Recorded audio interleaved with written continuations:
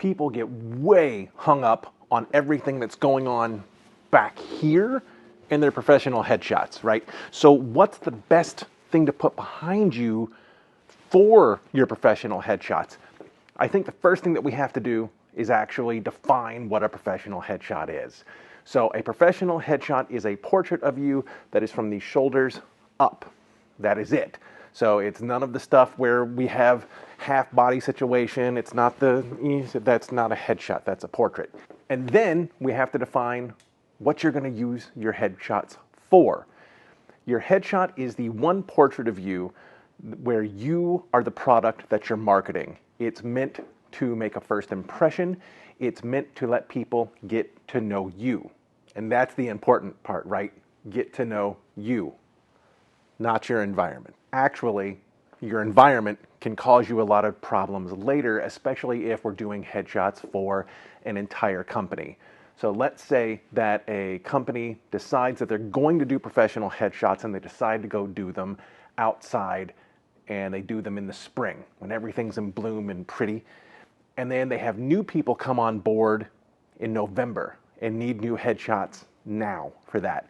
And you go back outside, you want these images to match your current marketing plan, your current marketing materials, and now everything is gray, there's no leaves, and everything looks different. Same thing goes if you're doing headshots in an office.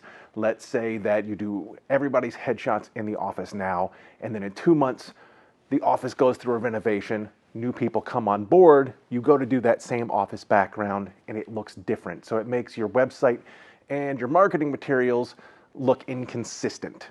With all of that in mind, I highly recommend going with a solid white or a solid gray background for your professional headshots, and here's why. Number one, as we've already stated, your professional headshot is about you, about letting people get to know you. So you need to be the main focus of your professional headshot.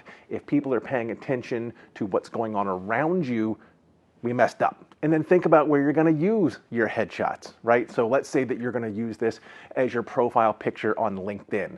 On LinkedIn, in your profile picture, you get about this much room to make an impression.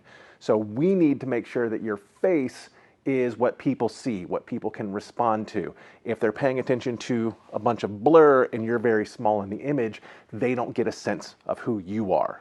It also makes styling your headshots a whole lot easier because white and gray are neutral. So you don't have to worry about the color of what you're wearing clashing with your environment. And I talk about what to wear for professional headshots in another video that I will link down below. And then with a neutral background like a white or a gray, using your headshot in different graphic design situations becomes so much easier.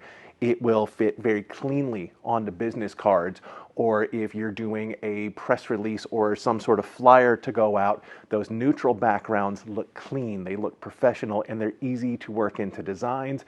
And if your graphic designer needed to cut you out of that background to put you into a different environment, it's much easier for them to take you off of a neutral background like the white or the gray than it is to take you off of a busy, blurry sort of background.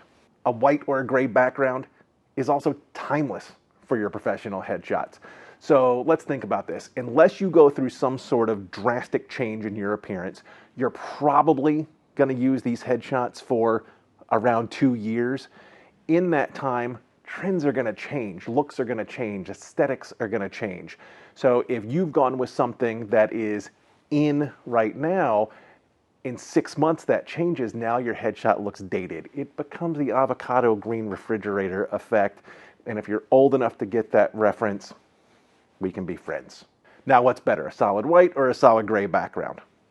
Honestly, both are great, and during most headshot sessions in my studio, I shoot both.